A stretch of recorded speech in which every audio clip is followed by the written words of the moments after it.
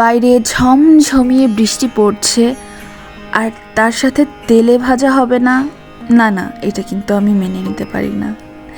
তোমরাও যদি মেনে নিতে না পারো তাহলে কিন্তু ট্রাই করতে পারো এই পাকোড়াটা।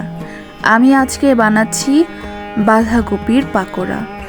ঘরে বাঁধাকপি না থাকলে অসুবিধা নেই, যে কোনো সবজি দিয়ে তোমরা করে নিতে পারো বা শাক দিয়েও করে নিতে পারো। যা দেখলে 1 টেবিল চামচ মরিচ কুচি দিয়ে দিলাম, 2 টেবিল চামচ পেঁয়াজ কুচি দিয়ে দিলাম। এতে কিন্তু খুব একটা বেশি পেঁয়াজ লাগে না, পেঁয়াজ একটু বেশি লাগে পেঁয়াজুতে, অন্যান্য পাকোড়াগুলোতে পেঁয়াজ না দিলেও চলে। যা বলছিলাম, তোমরা কিন্তু চাইলে বাঁধাকপির বদলে এটা কুচনো শাক, যে কোনো শাক দিয়ে করতে পারো, লাউ শাক দিয়ে করতে পারো বা পুঁই শাক দিয়ে করতে পারো বা যে কোনো শাক, লাল শাক দিয়েও করতে পারো। তো যাই হোক, যদি ভিডিওতে লাইক দিয়ে না থাকো এখনও, লাইকটা দিয়ে দিও। আর যদি দা ফারিহা ইউটিউব চ্যানেলটাকে সাবস্ক্রাইব না করে থাকো, সাবস্ক্রাইব করে দিও। তো যা বলছিলাম আর কি, রেসিপির কথা। এবারে আমি দিতে যাচ্ছি 1 কাপ মতন চাউলের গুঁড়া। এটা হতে পারে আতপ চালের গুঁড়া বা অন্য যে কোনো চালের গুঁড়া, তোমার বাড়িতে যা থাকবে তুমি সেই চালের গুঁড়াটা ব্যবহার করলেই হবে। চালের গুঁড়াটা দিচ্ছি কারণ একটু মুচমুচে ভাব আসবে এই জন্য, এবং চালের গুঁড়া এক্সেস পানিটাকে টেনে নেয়। এখন দিয়ে দিচ্ছি 1/2 টেবিল চামচ হলুদ গুঁড়া।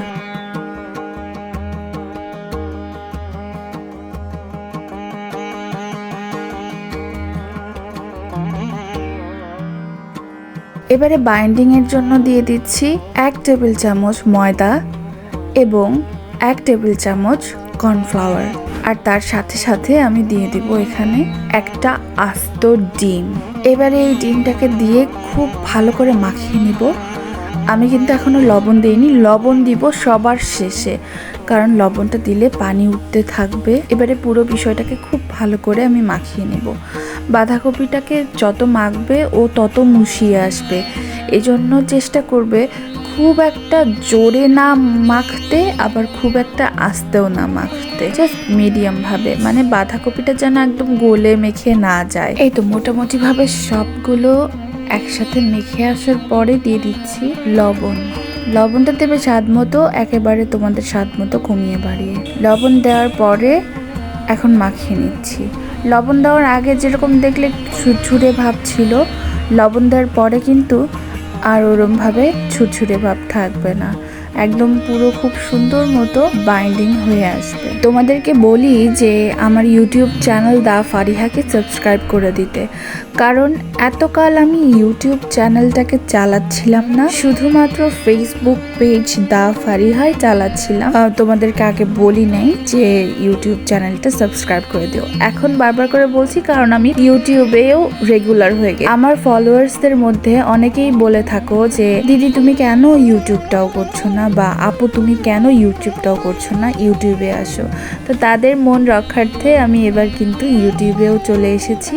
আমার ইউটিউব চ্যানেলের নাম দা ফারিহা, ওটাকে সাবস্ক্রাইব করতে এবং বেল আইকন বাজিয়ে দিতে একদম ভুলবে না।